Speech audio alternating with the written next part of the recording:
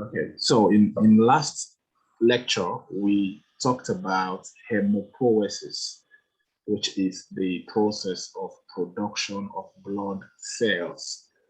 And in that lecture, we talked about the progenitor cells, we talked about the stem cells, and then we talked about the progenitor cells, each of the stages of hemopoiesis until we get to the effector cells, which are the final products of hemopoiesis. And the effector cells were the erythrocytes, the thrombocytes, the leukocytes, each one of the leukocytes. And today we would look at the factors that affect erythropoiesis, since we already discussed the production of red blood cells, which is erythropoiesis. Emphasis would be on the factors. Now, why do we need to learn about the factors that affect erythropoiesis? Because in a future lecture, we would talk about anemia, the different types of anemia. And for us to understand the different types of anemia, we need to understand the factors that affect erythropoiesis, because anemia would be a result of a deficiency of one of these factors that affect erythropoiesis. Because in anemia, we are having decreased amount of red blood cells and hemoglobin. And so if we have a decreased amount of red blood cell and hemoglobin, we want to know why, what happened, at what stage of the production or erythropoiesis of hemoglobin, of red blood cells, was there a problem? At what stage was there a problem? So that is why we need to understand the factors that affect erythropoiesis. But quickly, we need to remember the stages involved in erythropoiesis itself, beginning from the stem cells, the totipotent stem cells, and the pluripotent cells. And then we need to also remember the progenitor cells, the colony-forming units. We need to remember that. And then we need to look at, remember the pro-erythroblast stage. We need to remember the normoblast stage. We need to remember the reticulocyte stage, and we need to remember the final stage, which is erythrocyte produced itself.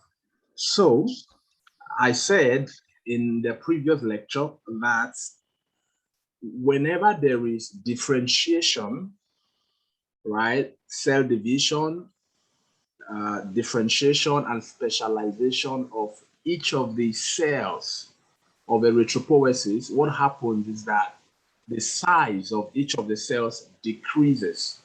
And I said that the stage where you have blast cells, those cells are larger or bigger in size than the final effector cells like the erythrocytes, the thrombocytes, and the leukocytes.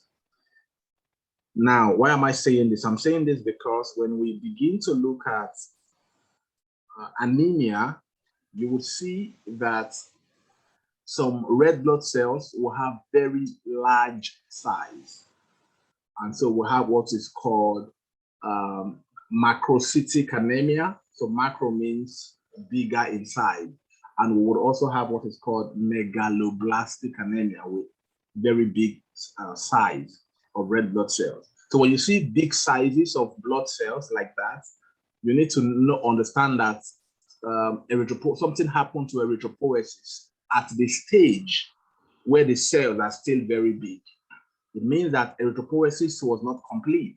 It didn't get to the erythrocyte stage. Okay, so let's look at the factors. Now, there are three main factors that influence or affect or play a role in erythropoiesis. And we have said erythropoiesis is the development and the maturation of erythrocytes. And it requires these three types of factors. And these factors are the general factors. And then we have the maturation factors. And thirdly, we have factors necessary for hemoglobin formation. Remember that we had said earlier that red blood cells contain a pigment called hemoglobin, which has the ability to bind with oxygen.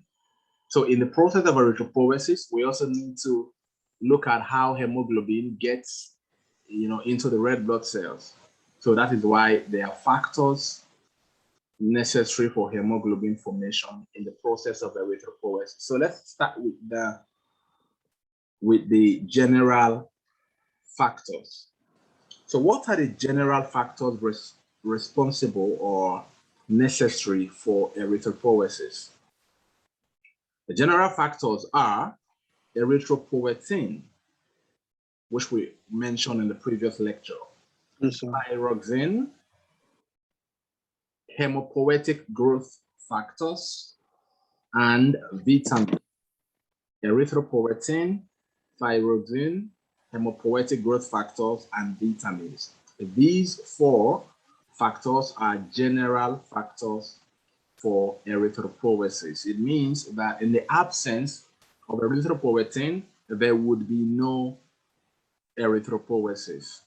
And then thyroxine, an increase in thyroxine would increase the rate of erythropoiesis, while a decrease in thyroxine would decrease the rate of erythropoiesis. And then hemopoietic growth factors are needed to stimulate the growth and the development of each of the factors, of each of the cells, sorry. So from the colony forming unit erythrocyte, we need to, have cells mature from that stage to the erythrocyte stage. So all of those maturation and growth require hemopoietic growth factors. And then we have the vitamins also. There are certain vitamins that are involved in erythropoiesis, and we would look at them in subsequent slides. So we would talk about vitamin B and some other vitamins. So let's start with erythropoietin. Now, the most important general factor for erythropoiesis is this hormone called erythropoietin. And we had said earlier in the previous lecture that without erythropoietin, there would be no erythropoiesis, and that erythropoietin is produced in the kidney. Now, it is called hemopoietin or erythrocyte stimulating factor. So another name for hemopoietin, for erythropoietin, is hemopoietin or erythrocyte stimulating factor, simply stating that it stimulates the. So, yeah, go ahead. Is hemopoietic growth factor different from it? No, it's not. So we have different types of hemopoietic growth factors. Different types, and this is just one of them, because we have hemopoietic growth factors also for leukopoiesis and thrombopoiesis. So this is just like one of them, okay? But there are many other factors that stimulate and causes the growth of erythrocytes and even thrombocytes and leukocytes. So this is like one of them, but produced in the kidney, okay? Good. Now, they might classify them differently, but they all actually do the same thing. their goal or their role is just to stimulate, the growth and, of course, the maturation of erythrocytes. Okay, so a small quantity is also secreted from the liver and the brain, but the main place where it is produced or it is secreted from is the kidney, the tubular capillaries of the kidney. So a small quantity is secreted from the liver and the brain. Now, what stimulates the release of erythropoietin? So hypoxia. Now, hypoxia is the stimulant for the secretion of erythropoietin. Now, what is hypoxia? So hypoxia simply means a reduction in the amount of oxygen or decreased amount of oxygen. So hypo, decreased, oxia, oxygen. So a decreased amount of oxygen stimulates the release of erythropoietin. Why does hypoxia stimulate the secretion of erythropoietin? Remember that we said that the function of red blood cells is to transport oxygen. Yeah. So if I am in a place where there is no oxygen or very decreased amount of oxygen, I should say, very low amount of oxygen, it means that my red blood cells do not have enough oxygen to transport around my body because I'm in a place where there is hypoxia. And once my red blood cells do not have enough oxygen to circulate, my body detects that something is wrong, that my tissues are not getting enough oxygen. And so what my body would want to do, my body would want to increase the amount of red blood cells. So my body is thinking that the reason why my tissues are not getting oxygen is maybe because there are not enough red blood cells. So my body is thinking that maybe there is oxygen around, but there are not enough red blood cells to transport this oxygen. So what will my body do? My body will want to produce more red blood cells. And to produce more red blood cells, you need erythropoietin. So that is why whenever there is hypoxia, the kidney, the liver, and the brain releases or secretes erythropoietin to stimulate erythropoiesis so that more red blood cells will be produced to try to work harder so that all my tissues will now get oxygen. Even though the problem really is not with the red blood cell, we might have enough red blood cells, but if there is no oxygen to transport, the red blood cells are helpless. They can't do anything. So that is why hypoxia is a stimulant for the release of erythropoietin. Then, of course, if there is oxygen, I'm in an environment where there is enough oxygen, but I don't have enough red blood cells. That oxygen cannot still get to my tissues. My tissues will not still have enough oxygen. So it means that anytime there is a decrease in red blood cell counts, in the amount of red blood cells in my body, what will happen? Erythropoietin should also be secreted because erythropoietin needs to help the production of more red blood cells. So I have oxygen everywhere, but there are no red blood cells, no enough red blood cells to transport these oxygen to my tissues. So at that point, the kidney, the liver, and the brain will now secrete erythropoietin to produce more red blood cells. Do you understand that? Yes, sir. Good. So erythropoietin, and where do you find hypoxia? Now, there are several reasons that could cause hypoxia. There are a lot of reasons that could cause hypoxia, especially in your blood, decreased amount of oxygen in your blood. There are certain things that could cause it, right? But one of them is that when you go to a mountain, when you climb high altitude, right? At high altitude, there is a low oxygen concentration in the air. So people who do mountain climbing, when you are at the top of the mountain, at that point, there is decreased amount of oxygen. So hypoxia is experienced. And that is why mountain climbers, if you take a sample, for example, of their blood while they are there, on the mountain, you would find that there would be an increased production of red blood cells. Why? Because there is increased erythropoiesis at that height. Why? Because there is no enough oxygen in the air when you climb the mountain. And so your body detects that there is no oxygen, and erythropoietin will be secreted.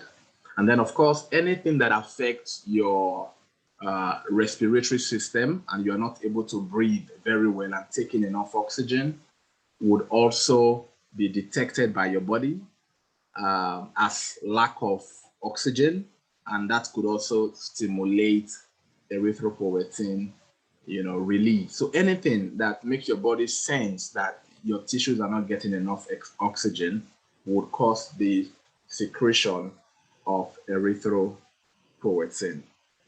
Okay, good. Now, erythropoietin promotes the following processes. So now, what is the function of erythropoietin?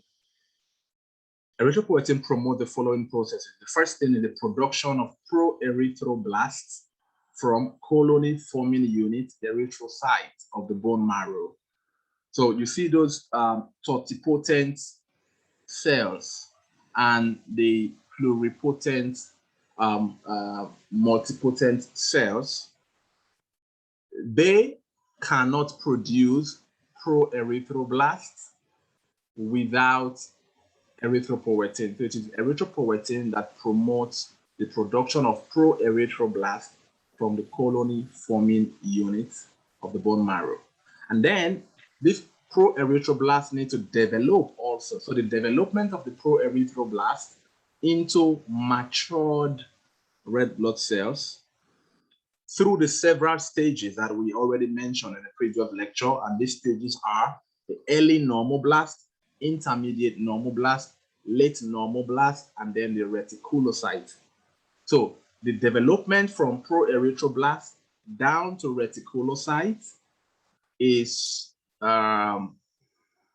affected or is promoted by erythropoietin. And then again, the release of the matured erythrocytes into the blood is promoted by erythropoietin. So erythropoietin helps the matured erythrocyte to be released into the blood. So now from the bone marrow into the blood. Sometimes some immature erythrocytes, which are reticulocytes, as we said before, which are reticulocytes, are also released along with the matured red blood cells. So you are not supposed to find more than 1 or 2% of reticulocytes in the circulating blood, because under normal circumstances, what we should find in the blood is erythrocytes, not reticulocytes. If you're finding reticulocytes in your blood, it means that there was no proper maturation, because reticulocytes must mature to erythrocyte, which is the final product of erythropoiesis.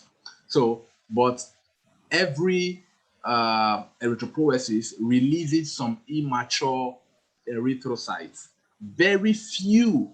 That is why you can find only 1% of reticulocytes being circulated in the blood. Only 1%, 1 to 2% is found. But if you find more than 2% of reticulocyte in the blood, it shows that there is maybe there is anemia, and that anemia is causing increased erythropoiesis. So there is increased formation of red blood cells to replace the lacking or the few amounts of erythrocyte that we have in the blood. So anytime you find reticulocytes greater than 2% in the blood, know that there is excess regeneration or reproduction of red blood cells.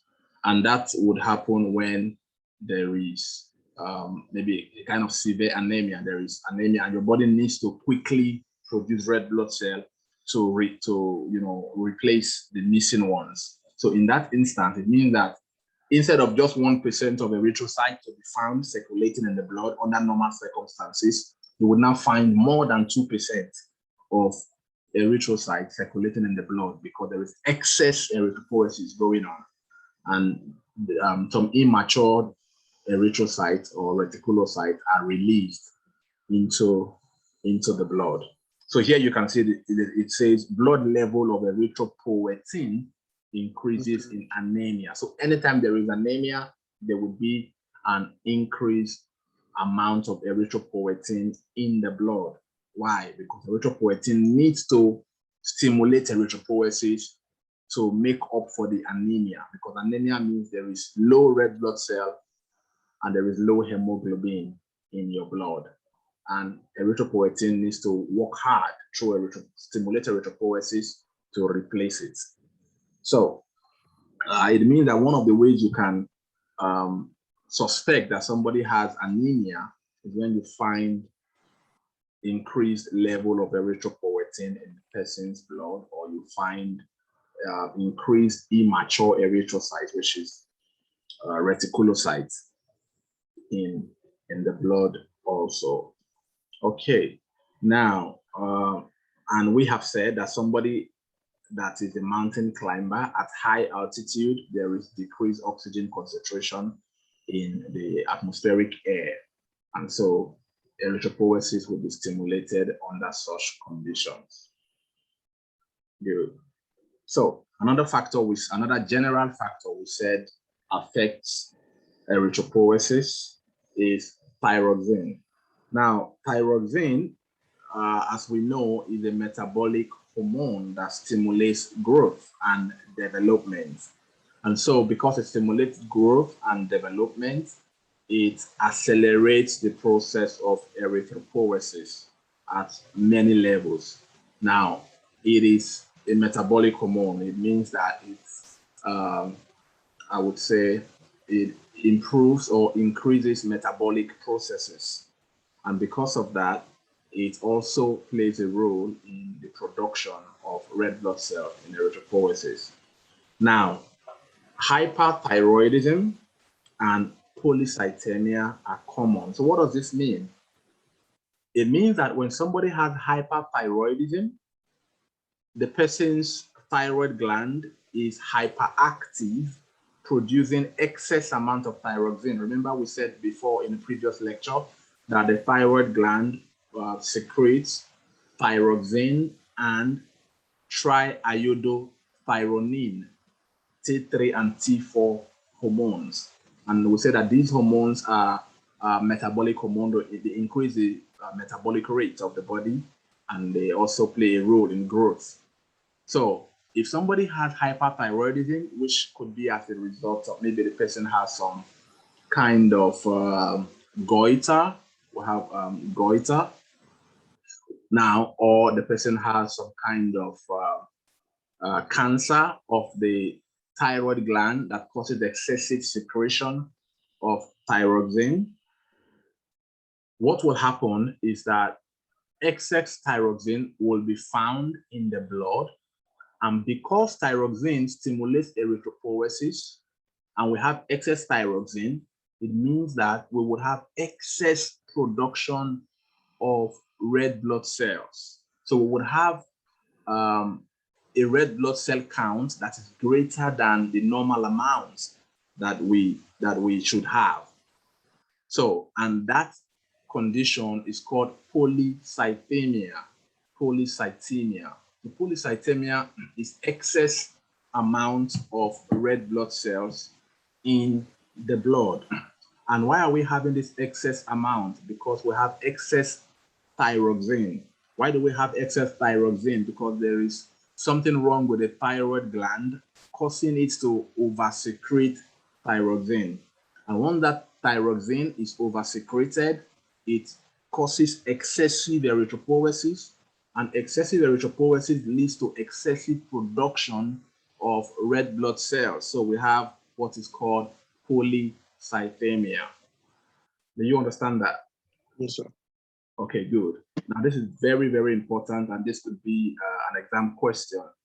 Why is there polycythemia when there is hyperthyroidism? Okay, good. Now, another general factor is hemopoietic growth factor. So these are other growth factors that stimulate hemopoiesis, and not just erythropoiesis alone, but hemopoiesis. It means that they will also affect the production of other blood cells apart from red blood cells. So these hemopoietic growth factors are interleukin 3, which is secreted by the T cells. Remember the T cells that are part of the lymphocytes. So we said that the lymphocyte, we have the B lymphocyte and the T lymphocyte. So the T cells are have a responsibility or a function of secreting interleukin 3. And this interleukin 3 causes the growth of hemopoietic progenitor cells. Okay. And then we have interleukin 6 also, which is secreted by T cells, endothelial cells, and macrophages. They also cause the growth of those progenitor cells. And then we have interleukin 11, which is secreted by osteoblasts. So this is coming from the bone this time, not from the T cells. So interleukin 11 is coming from the bone, and it also causes the growth of hemopoietic cells. So these are the main hemopoietic growth factors that causes growth of cells during erythropoiesis and hemopoiesis generally. Okay, so vitamins. Now, apart from erythropoietin and thyroxine and those growth factors that we talked about, vitamins also play a general role in erythropoiesis. So these vitamins are necessary for erythropoiesis. That is why when you have a deficiency, vitamin deficiency, it could lead to anemia, and it could lead to different types of anemia depending on which of the vitamin is lacking. Now, vitamin B has a huge role to play in erythropoiesis, and a deficiency of vitamin B will cause anemia and pellagra. So pellagra is a disease characterized by skin lesion, diarrhea, weakness, nervousness, and dementia. Later, when we start looking at the types of anemia, we would, we would discuss each of the vitamins and the role they play in erythropoiesis. Now, this pellagra is actually due to a deficiency of vitamin B3, which is called niacin. But we also have anemia that would result as a result of vitamin B12, for example, or as a result of folic acid, which we will talk about in the future. But just know that vitamin B, the B vitamins, play a huge role in erythropoiesis, and a deficiency of these vitamins would lead to a deficiency of red blood cell production, which would be anemia, and then pellagra. Then vitamin C, its deficiency causes anemia also, and what we call scurvy. Now, scurvy is an ancient disease which is characterized by impaired collagen synthesis, resulting in rough skin, bleeding gum, loosening of teeth, poor wound healing, bone pain, and emotional changes. So what happens is that vitamin C helps in the formation of collagen synthesis.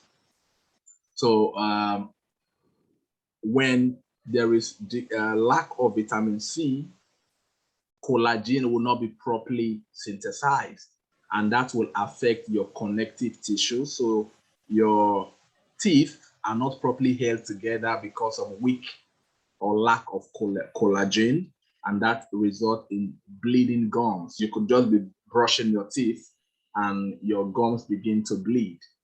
It is because the connective tissue is not strong enough. And why is it not strong enough? Because of the absence or poor production of collagen. And why was collagen not properly produced? Because of the absence of vitamin C. Because vitamin C aid the process of collagen synthesis, which that you would do in biochemistry. It has to do with the formation of oxyproline and lysine. Okay, good. Then vitamin D, its deficiency causes anemia and rickets, which is a bone disease, which we will discuss also in the future. And then vitamin A, its deficiency leads to vitamin E. Deficiency leads to anemia and malnutrition. So each of these vitamins play a role in erythropoiesis, and when they are lacking, what happens is that there will be anemia and other diseases that are related to each of the vitamins. Now let's look at the maturation factors. So we said we have general factors and then maturation factors. So these maturation factors are the factors that aid the maturation of erythrocytes. And we said that reticulocytes must mature to become erythrocytes. Otherwise, erythropoiesis might just stop at the process, at the stage of reticulocytes, because at the stage of reticulocytes, the red blood cells are still immature. So that is why we say reticulocytes are also called immature erythrocytes. But they need to mature from reticulocyte to erythrocyte before they can properly, carry out their function. If I have reticulocytes in my blood circulating, they don't have any function. They cannot transport oxygen around my body. What the only blood cell that does the oxygen transportation is the erythrocyte. So there is no point having plenty reticulocytes in my blood. They are of no use. That is why we said only 1% of reticulocyte is found in circulating blood. So those reticulocytes, all of them must mature to erythrocytes. That is why we don't find a lot of reticulocytes. Only 1% is found. All the rest are matured to become erythrocytes. But for that to happen, for that maturation of reticulocytes to erythrocytes to happen, we need these main factors. Vitamin B12, which is called cyanocobalamin, intrinsic factor of castle, or castle factor if you wish, and then folic acid. Now this vitamin B12 sometimes is also called extrinsic factor. So for maturation, we need extrinsic factor of vitamin B12, intrinsic factor of castle, and folic acid. So let's see what vitamin B12 does. Why is it needed for the maturation of reticulocytes to erythrocytes, or why is it needed for the general maturation of erythrocytes? Now, vitamin B12 is essential for the synthesis of the DNA in red blood cells. So the DNA of red blood cells are synthesized only in the presence of vitamin B12. So without vitamin B12, there would be no synthesis of DNA. And when there is no synthesis of DNA, there is no protein synthesis. And when your red blood cells cannot synthesize DNA, they are useless, you know, because it is the DNA of the cells that determine, you know, their function. So without the synthesis of DNA, red blood cells cannot mature. There is no maturation of red blood cells. So this is very important. Vitamin B12 is essential for the synthesis of DNA in red blood cells. And that is why the deficiency of vitamin B12 will lead to failure in maturation of the cell and reduction in the cell division. And once there is no cell division, remember I said earlier in this lecture that as the cells divide, right, as they differentiate, they specialize, and as they divide, they become smaller in size, right? So the pro-erythroblast and those blast cells are bigger than erythrocytes. Reticulocytes are bigger than erythrocytes. So a failure of synthesis, of DNA synthesis, means there will be there will be decreased cell division. It means that the cells will not become smaller in size because we cannot produce the final product, which is erythrocyte. Now, what this means is that the cells we would find in our blood would be bigger than the normal size of the red blood cell, which we said is supposed to be around 7.5 micrometers. But when there is vitamin B12 deficiency, when you take a blood smear and you look at it, what you will find red blood cells that are bigger in size than the normal size of the red blood cell. Why? Because cell division was affected. And as long as there is no cell division, the cells do not become smaller in size. It is cell division that causes the decrease in the number, or in the size, sorry, not in the number, in the size of the red blood cells. So in vitamin B12, we will have a kind of anemia that is characterized by larger than normal red blood cells. So the red blood cells are bigger than the normal size that they should be. And that is called macrocytic anemia. And these cells are larger with fragile and weak cell membrane. So they are not only large, they also have a fragile and weak cell membrane, meaning that their the red blood cell can easily be destroyed because their cell membrane is weak. There's no enough protection for the red blood cell. Once the cell membrane is weak, it means it will be easy for anything to get into the cell. Okay, so that would have macrocytic anemia when there is vitamin B12 deficiency. Now, deficiency of vitamin B12 causes what we call pernicious anemia. Pernicious anemia, which we will discuss in details as we proceed, because I said already that we'll look at the different types of anemia. So if vitamin B12, if deficiency of vitamin B12 causes pernicious anemia, then we can say vitamin B12 is anti-pernicious factor. So another name for vitamin B12 could be anti-pernicious factor. Vitamin B12 prevents pernicious anemia. So vitamin B12 prevents pernicious anemia, and absence of it leads to pernicious anemia. So I'm going to tell you more about pernicious anemia as we proceed. Okay. Thank you, sir. Yeah. So the next slide, intrinsic factor of Castle or Castle factor, or now this Castle factor is produced in the stomach. So remember this, that your stomach produces a factor which is called intrinsic factor of Castle or just Castle factor.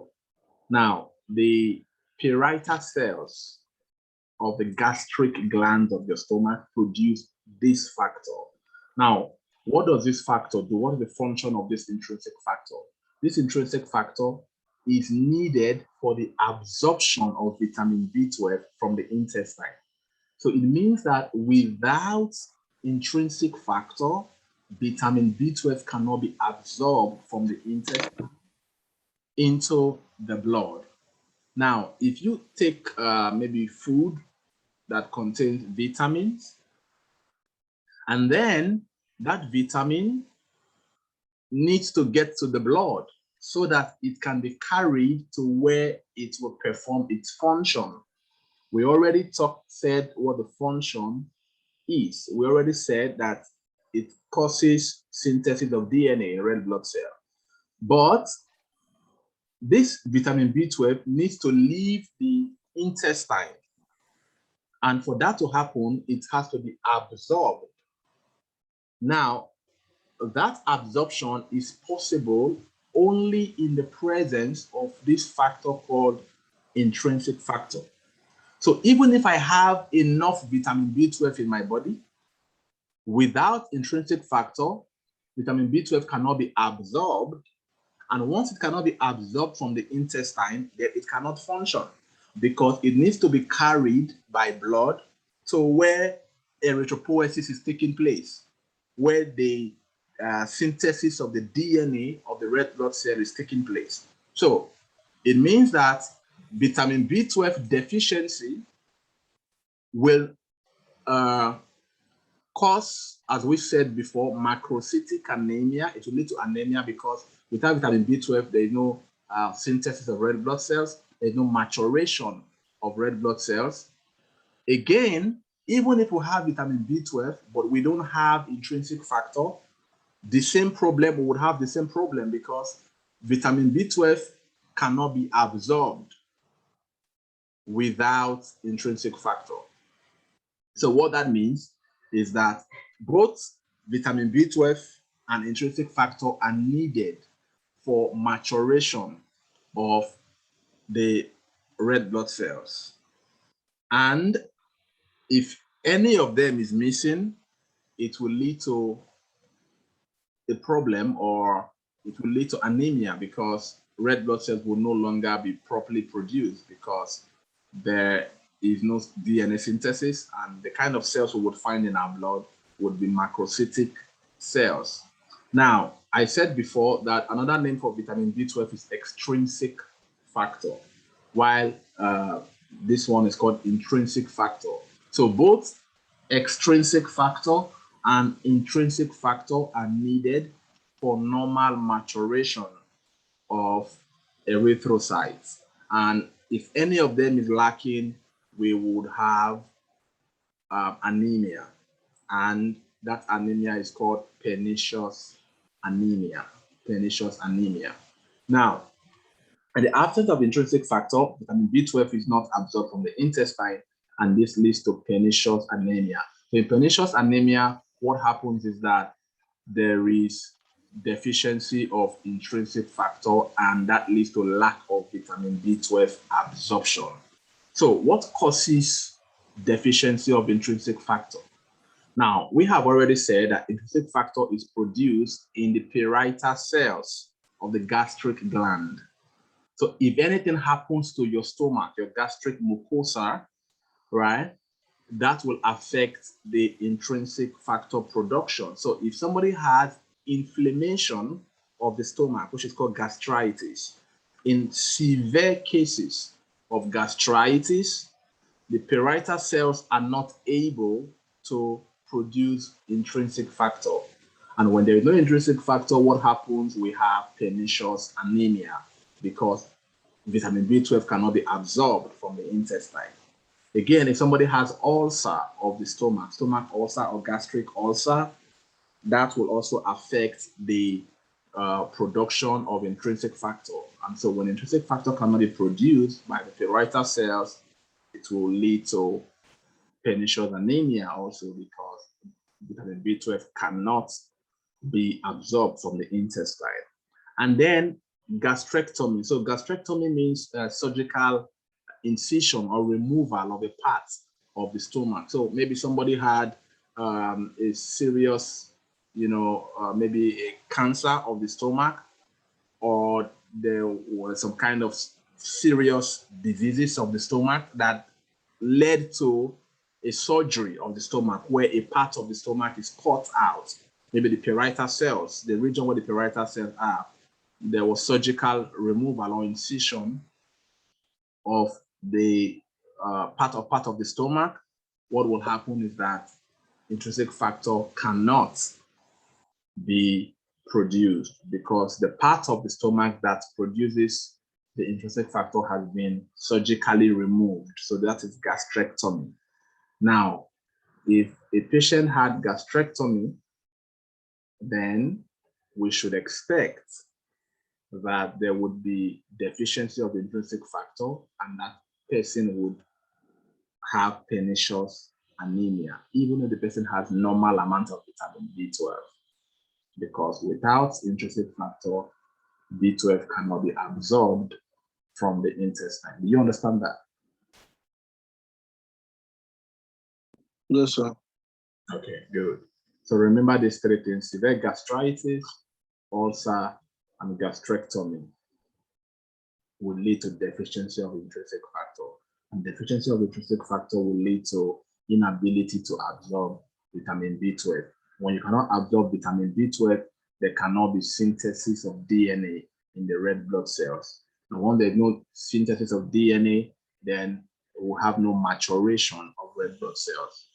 And that is pernicious and macrocytic anemia. Now, folic acid, vitamin B9. So folic acid is also essential for the maturation of red blood cells. So not only vitamin B12, but also vitamin B9 or folic acid. Now, it is required also for the synthesis of DNA. So that is why later when we talk about megaloblastic anemia, you would find that both vitamin B12 deficiency and folic acid deficiency would lead to megaloblastic anemia, because both of them are involved in synthesis of DNA and then cell division also. So in the absence of folic acid, the synthesis of DNA decreases, which leads to failure of maturation. And when there is no maturation, what will happen? It means that we would have anemia. So we will not have enough red blood cells because they did not mature. Maybe you might find some large cells, but they are not the exact red blood cells that the mature ones. So you'll find immature red blood cells with larger size. Why? Because cell division did not happen. Synthesis of DNA did not happen. So we'll have those precursor cells. Now, what we'll have is this will lead to anemia in which the cells are larger and appear in megaloblastic stage. The megaloblastic stage is the pro-erythroblastic stage.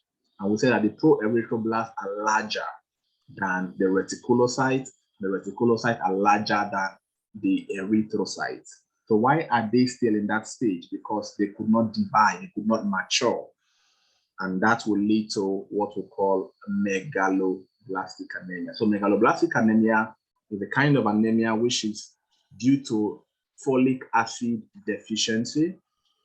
And as a result, there is no synthesis of DNA and there is no maturation of red blood cells. So what we'll find big cells, the pro-erythroblastic cells. That's what you find in your blood. And as a result, we now lack the normal red blood cell, which is anemia, and we have megaloblastic cells in the circulating blood. Okay, let's look at the factors necessary for hemoglobin formation. So we said that there are three main factors that affect erythropoiesis. We have the general factors, and then we have the maturation factors, and then we have factors necessary for hemoglobin formation. Now, we are not only forming red blood cell, we are also forming hemoglobin, because if you form red blood cell and you don't form hemoglobin, red blood cells cannot perform their function. Why? Because the main function of red blood cells is to transport oxygen around the body. And they are only able to do that, to transport oxygen, because of hemoglobin.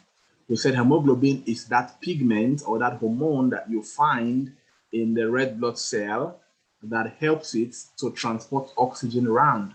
It is hemoglobin that binds to oxygen in the lungs and then transports that oxygen to other parts of the body, forming oxyhemoglobin.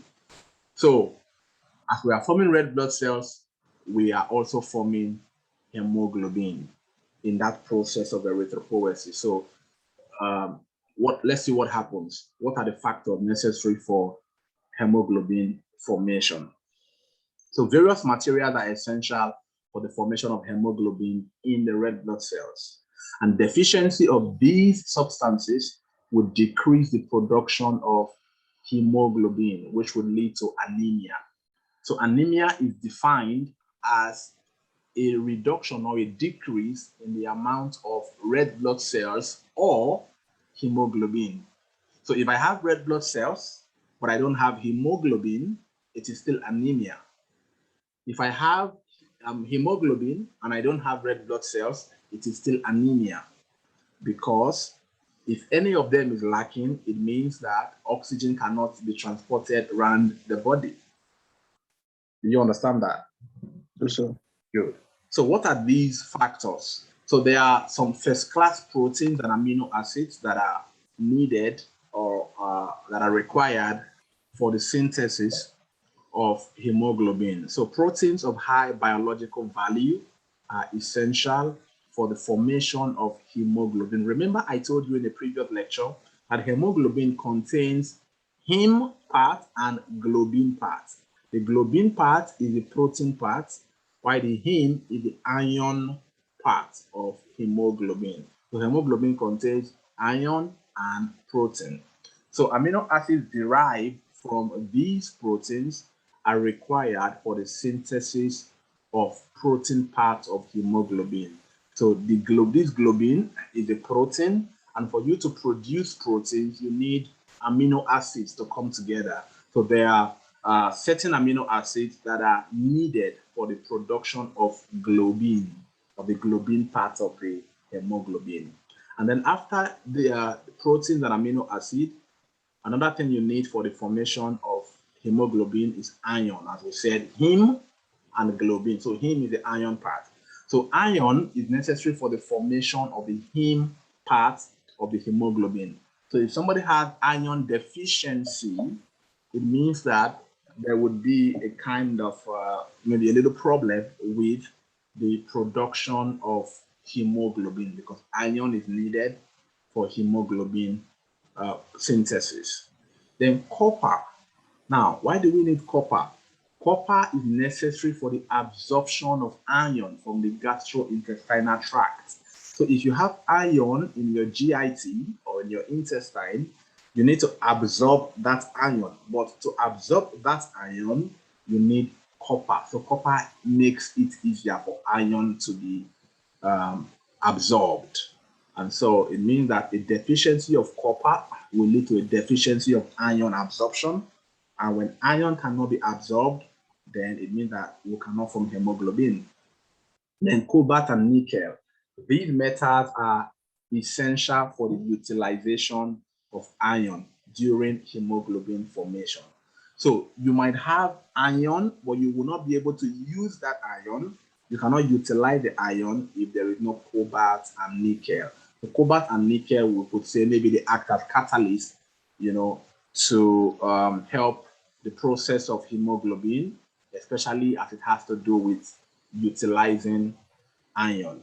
And then we have vitamins, vitamin C, riboflavin, nicotinic acid, and pyridoxine are also essential for the formation of hemoglobin. So vitamin B6, vitamin B2, and nicotinic acid are required for the formation of hemoglobin. So it means that absence of any of these vitamins will affect hemoglobin formation. And when there is no hemoglobin, what happens is that red blood cells cannot transport oxygen around the body.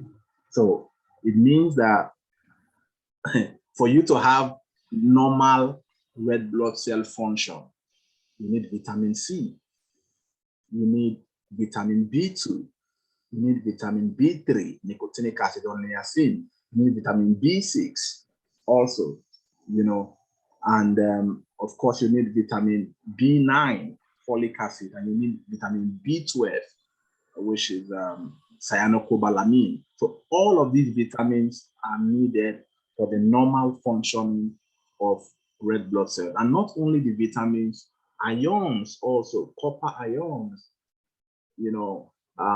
iron itself is needed, cobalt and nickel is needed for hemoglobin formation. If you have normal red blood cell formation, you should also have normal hemoglobin formation so that red blood cell and hemoglobin can function properly to transport oxygen around the body.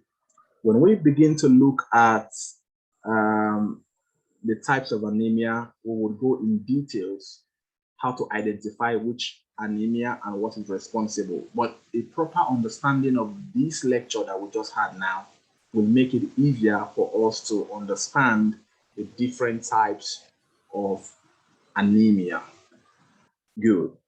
Is there any question? I think that will be the last slide for today. No, sir. Good. So you have to I'll watch the video. Yeah, you have to watch the video again and try to memorize and understand everything that we have said about erythropoiesis and the factors that affect erythropoiesis. Yes, okay, that will be all. Thank you so much. thank you, sir.